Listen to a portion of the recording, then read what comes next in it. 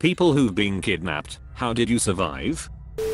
I was kidnapped in my car when I was 18. I had been stalked by the guy for at least a few days, saw the same truck follow me a couple times on my way to college campus. I was just about to get out of my car to go to a bookstore, and this guy jumps in the passenger seat with a gun.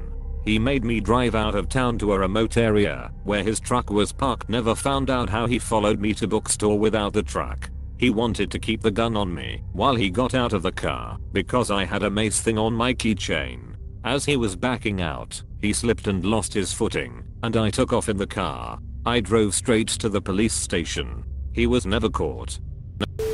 Almost. Age of 11. Do not go to second location. Fight like hell to stay in the first. Even if you get taken anyway, raising a huge noise can cause a witness to come see what's happening to you, and they can report it. I was on my way home from school for lunch and some guy in a small quarter-ton truck gets out, claims he's a police officer, and tells me to get in the truck. Right away I'm thinking I'm not going anywhere with this clown. He claimed to be a cop and I asked, "Where's your badge?" While he's launching into this rant about how much trouble I'll be in if I don't do as he says. In my head I'm thinking all we have to do is bolt behind the house right next to us. That neighborhood had a whole mess of pathways that went all over the place. If we make it to that, there's no way that guy's gonna catch us. I straight up told him I'm not going anywhere with you. That caught him off guard, like he wasn't used to someone challenging him. He got this scared look on his face and got back in his truck. Then he tries laying this bullshit on us. He's some secret undercover cop and don't tell anyone he's there. Yeah, right. My friend and I, we both ran home and told our parents first thing. They called the cops and we gave a full description of both the truck and the guy. The friend who was with me actually remembered the license plate. After that I couldn't tell you what happened. We never got an update from the police and never saw that guy ever again. I was kidnapped way before my memories formed, so this is all from my parents and a police report.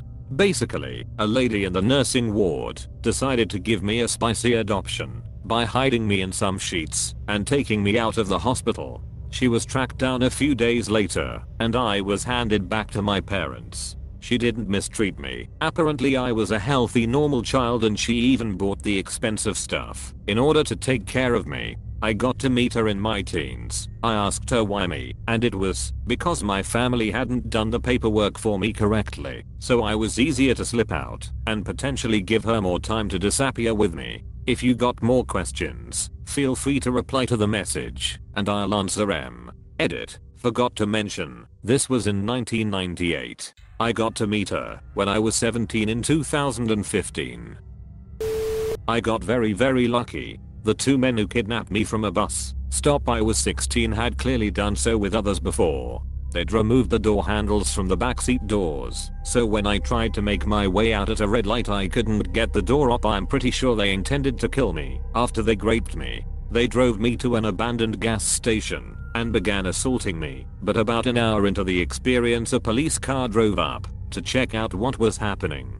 The man in the backseat with me at that time threatened to slit my throat if I screamed, while his partner got out and convinced the cop that I was his niece and that he and my dad brought me out to talk to me. He said they needed to set me straight because I'd been acting out. The cop insisted they leave the station right then, and he followed our car back to the highway. They got so worried he'd remember them if my body turned up the next day that they decided to release me. Right. I got thrown down a gravel embankment along the highway and ran in the dark to a nearby open restaurant. I will never forget lying there in the wet grass after coming to rest at the bottom of the embankment, gazing up at a sky filled with stars and realizing that, holy shit, I was somehow still alive, injured and anguished and violated and sorrowful, but alive and able to find a way through the trauma. I was very lucky. I was kidnapped when I was 7. It was by a very drug-ridden family member who told me he was bringing me out for ice cream. He left me on a bench outside of a bar when the bartender told him he couldn't bring kids in. It was a dirty biker bar in Las Vegas during the 90s. I was young, scared and didn't fully comprehend the situation. I was confused why I didn't go to an ice cream shop. The family member came out with 2 men that fully ducking terrified me. One of them touched my curly bright red hair and smiled wide. I remember not knowing what to do, so I started scream singing Joan Osborne's What If God Was One of Us. They got freaked when I wouldn't stop singing and walked back in the bar. I was definitely a weird kid, but scream singing as self-defense was kind of smart. I was left alone on the bench again when a man walked up and asked me where my parents were. I told him I didn't get ice cream and wanted to go back to my mom, but my family member wouldn't let me. He walked in the bar, but came out just a minute later and sat with me until the police arrived. 20 years later my mom saw that family member for the first time. He was on end-of-life hospice care, but made it to another family member's funeral. When everyone was filtering out he was waiting on the bus home when my mom punched him in the face. I love my mom. I was kidnapped at gunpoint along with my younger brother and my early 20s mother. When I was in kindergarten my father 40 years old hadn't taken the divorce well and already had some psychiatric illness, so he forced us all into his truck and drove us from California to Mexico. At the time my parents told us kids that we were taking a family trip. I remember the drive, shopping in a street market, and being greeted by the flashing lights of police cars when we eventually returned to the States. The police were nice and let us sit in the police car. I remember being excited about that. The next thing I remember was coming home to dead pets, I think just 2 mice, but still. Then being upset that I had missed picture day in school when I saw the other kids receiving their photos. I'm not sure how long we were in Mexico, but maybe that'll help set the time frame. I'm not sure what would have happened if my father hadn't decided to take us back. Almost kidnapped at Oktoberfest in Germany when I was 15. A girl's phone was stolen, and I saw the people who took it. When she asked me if I knew who it was I said yes, and she grabbed my arm and pulled me outside of the tent we were in. She kept asking me questions of what they looked like, but I felt odd and couldn't remember. A man drove up in a black caravan and asked what was the matter. He has a creepy smile, and it felt like he knew the girl. They also coincidentally knew Russian. Luckily, my mom followed us and ran out of the tent we were in and pushed me behind her. When the man said he was just checking on us my mom lifted her fists and told me to run. I was in shock and couldn't move. Although we were in the back outside of the tent there were still people who worked at the fest around. The man smiled and took the girl who we later realized was the scout and drove off. This was the scariest almost kidnapping I had ever encountered, and I love my mom for her willingness to sacrifice her safety for me to escape. It makes me tear up thinking about it. Edit. Thank you lovely stranger for the gold. I won't ask who, since I believe good things happen to those who give anonymously.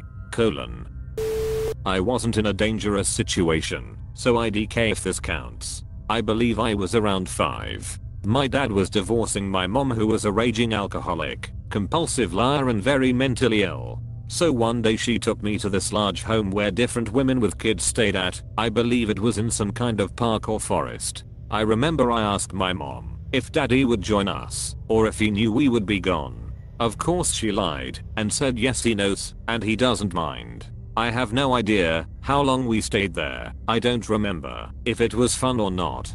But one day my grandma on my mom's side came and took me back to my father. I remember I was crying a lot because I wanted to stay with mom. My grandma didn't dare to get confronted by my dad, so she dropped me off and sped off. I remember the look in my dad's eyes as I just knocked on the door and he saw me just being there. I don't remember what happened after honestly, but it's still an odd story. Not me but a cousin of mine was kidnapped as a baby by his aunt and uncle and taken to Australia and raised as their very own child. The kid was born to a middle-income family in a third world country. My cousin's father's brother was a wealthy man in Australia who has spent the previous year living back home. Him and his wife, that could not have children, plotted to visit the new baby and claim him as their own, with the father of the child aiding them in the kidnapping. The baby was taken from the mother in the middle of the night. They drugged her and flown to Australia where the uncle and aunt claimed the child was this. This happened in the late 90s, so I'm not sure how they did it, but regardless, the child was never returned to the mother. They ended up telling her where the child was, but threatened to have her put in prison and the child up for adoption if she ever spoke out, so she never did. My cousin was raised until 17 years old with his false family until he found the truth by reconnecting with his mother through Facebook. When he turned 18 he confronted his real parents and they admitted everything. The next day he moved out and flew 12 hours to go meet his new family. Really ducked up story. The kid is a great dude though. A friend of mine was kidnapped on his paper route. The kidnappers/robbers wanted his van to commit a robbery. They handcuffed him and put a bag over his head and left him in the back of the van through the robbery. When they were done, they told him to count to 100 before he got up and took off the mask. Pretty crazy. I was kidnapped by a relative as a small child. I was told to hide in a closet while the police searched for me, and if they found me, they would hurt my kit. I was found. Kitten and I were returned home safely. My grandmother's brother was kidnapped and held for ransom.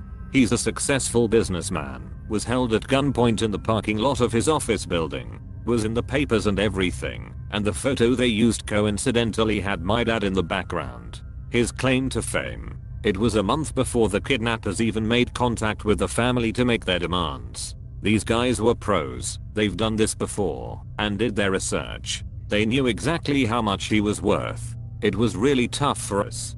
From his accounts, they never physically harmed him, but he was kept in a dark room the entire time and fed sandwiches. Even got him his medication. Prayer and thinking of his family were the only things that got him through those 3 months. In the end, they caught the guy on top of the operation, and they let him go. To say he was traumatized is an understatement. I've never seen a person so broken before. Couldn't even crack a smile. What's insane is that another local businessman has just recently been kidnapped as well.